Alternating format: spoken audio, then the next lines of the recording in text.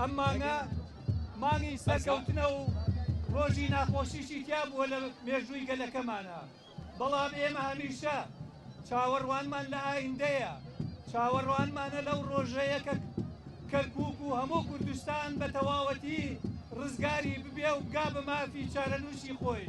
پیرۆزبایی خۆم لە هەموو تاچێکی کوردە هەر چوار پارچەی کوردستان هەر کەسێک بە کوردی قساکە لە هەر شوێنێکە دەی پیرۆز بێ پێشتەکە قارەمانەکان سەری ڕێز و نەوازش بۆ شەهیدان بۆ خانەوادەی شەهیدان زۆر سپاس بۆ ئامادەبوونتان بۆ هەموو حزبە کوردستانیەکان کە ئامادە بوون بە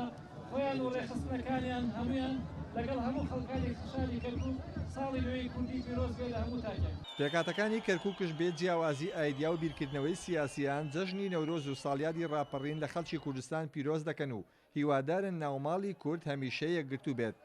ئەم جەژنە پیرۆزەکەم لە سەرجەم پێشمەرکانی کوردستان و لە خەڵکی کەرکووک بە تایبەتی و لە حەج کوردێکی لە چوار پارتی کوردستانە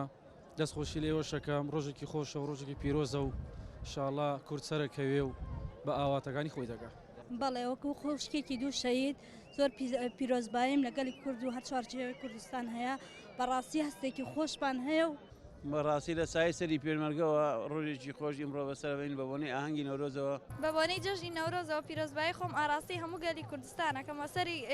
سەری ڕێز و نەوازش بۆ شەهیدانی کوردستانە خوازم بە هیوای سەرکەوتنی پێشمەرگەکان پیرۆزباییشیان لێکم لە بەرەکانی جەنگەوە. جیاوازی جەژنی نەورۆز لە شاری کەرکووک لەگەڵ شارەکانی تری کوردستان ئەوەیە کە ئەو جەژنە نەتەوەییە تێکەڵ بە ساڵیادی ڕاپەڕینە شکۆدارەکەی ساڵی 91 بووە کە بەر لە 25 ساڵ بۆ یەکەمین جار ئاگری نەورۆز لە سایی ئازادیدا کرایەوە. ئاسۆ یاسین، کورسات نیوز، کەرکووک.